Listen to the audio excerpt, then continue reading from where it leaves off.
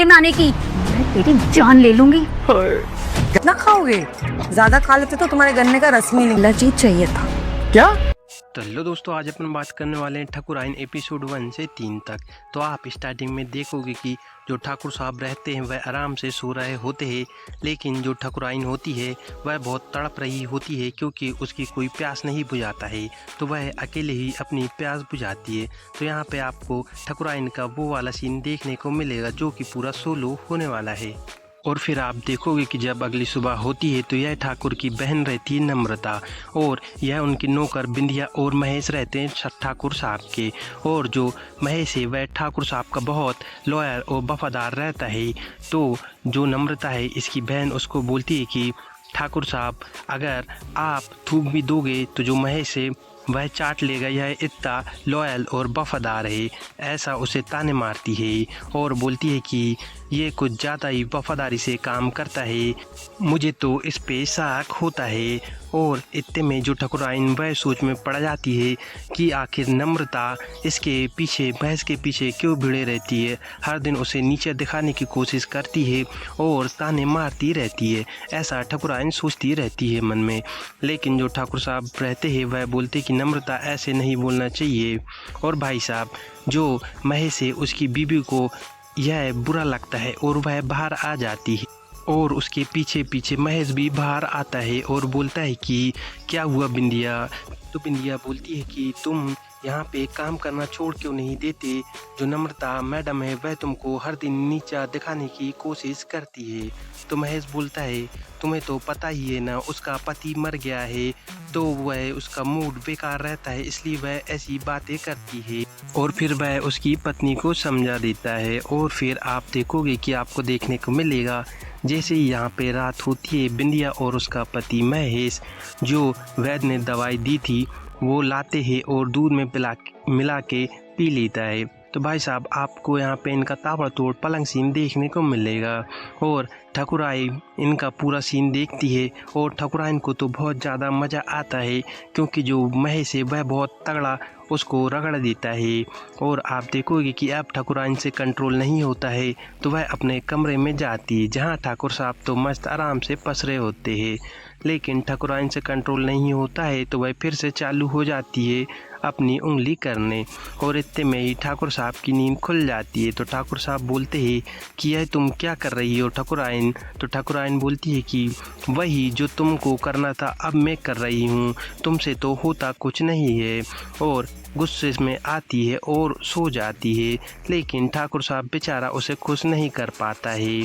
और आप देखोगे कि जब अगली सुबह होती है तो आपको देखने को मिलेगा बिंदिया और महेश आपस में बात कर रहे होते हैं कि रात भर तुमने मुझे बहुत तोड़ा है, मेरा अभी तक शरीर दर्द दे रहा है। इतने में ही ठाकुर साहब उसे बुला लेते तो वह दौड़ते हुए चला जाता है।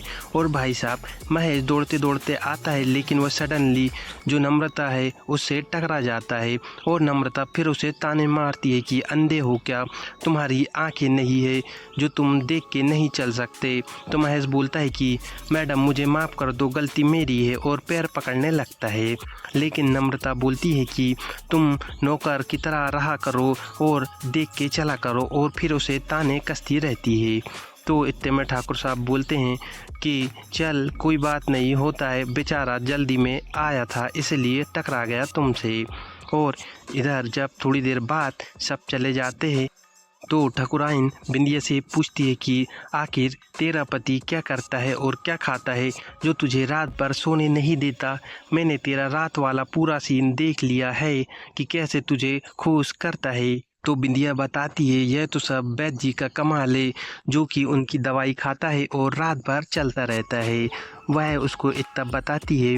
और फिर जब इधर रात होती है तो आप देखोगे कि जो नम्रता होती है वह पानी नहा रही होती है और उसका पानी नहा के हो जाता है और वह अपने कमरे से बाहर आती है। तो इतने में जो महेश है वह उसके लिए दूध लेके आता है और बोलता है कि मैडम आप मुझे ऐसे ही घर वालों के सामने डांटते रहना और बंद कमरे में मुझे प्यार करना। और आप देखोगे कि यह नम्रता की चाल होती है कि घर वालों के सामने महेश को नीचा दिखाए और चाहती तो वह महेश से ही सब कुछ है, क्योंकि इसका पति तो मर जाता है। तो भाई साहब महेश को ही वह पटा लेती है और उसके साथ रोमांस करती रहती है और यह कई बार सीन होता रहता है और आपको यहाँ पे महेश और नम्रता का फुल टॉप ऑन सीन देखने को मिलेगा। लेकिन आप थोड़ी देर बाद देखोगे कि ठाकुराइन ठाकुर साहब को बोलती है कि मेरे को बिंदिया ने इसका एक इलाज बताया है कि तुम जाओ वैद्य के पास और गोली लेके आ जाओ। तो ठाकुर साहब बोलते हैं क्या तुम्हें पता नहीं है मेरी इस गांव में बहुत इज्जत है, आसपास के गांव वाले मुझे बहुत इज्जत देते हैं, अगर मैं वैद्य के पास जाऊंगा वह दवाई लेने तो मेरी क्या इज्जत रह जाएगी, क्या तुम्हें शर्म नहीं आती, मैं नहीं जाऊंगा। और ऐसा वह ठाकुराइन को बोलता है। अब ठाकुराइन बहुत ज़्यादा सोच में पड़ जाती है क्योंकि वह दवाई लेने वैद्य के पास चली जाती है और वैद्य के पास जाती है और बोलती है कि मुझे वह वाली टैबलेट दे दो, दवाई दे दो। लेकिन जो वैद्य रहता है वह बोलता है कि तुम पहले अपना घूंघट उठाओ और नाम बताओ, जब भी मैं दवाई वगैरह दूंगा, नहीं तो नहीं देता। इतने में ठाकुराइन वहाँ से भाग जाती है और सोचती कि वह तो दवाई नहीं दे रहा, अब कैसे लूँ। तो वह घर आ जाती है और इधर महेश काम कर रहा होता है। तो महेश को बोलती है कि महेश तू जा और वैसे वो वाली दवा लेके आ जा। तो इधर महेश बोलता है जी मेन साहब आप जैसा बोलो मैं वैसा ही करूँगा। और वह फटाक से वैद्य के पास चला जाता है और वैद्य से वह दवाई लेके आ जाता है और इसको दे देता है ठाकुराइन को और बोलता है कि ये लो मैम, आपने मंगाया था वैद्य के पास से दवा मैं लेके आ गया हूँ। तो वह बोलती है चलो बढ़िया है, धन्यवाद। और आप देखोगे कि जब जैसे ही रात होती है तो इधर ठाकुर साहब फिर अपने कमरे में होते हैं। तो ठाकुराइन आती है दूध लेके और वैद्य की दवा भी लाती है और दूध में घोल के मिला देती है और ठाकुर साहब को पिला देती है और फिर इनका सीन चालू होता है और यह सीन काफ़ी लंबा चलने वाला है। लेकिन फिर भी ठाकुर साहब जो रहते हैं वह ठाकुराइन को संतुष्ट नहीं कर पाते हैं और उनका जल्दी ही हो जाता है। और बाकी का आपको सेकंड पार्ट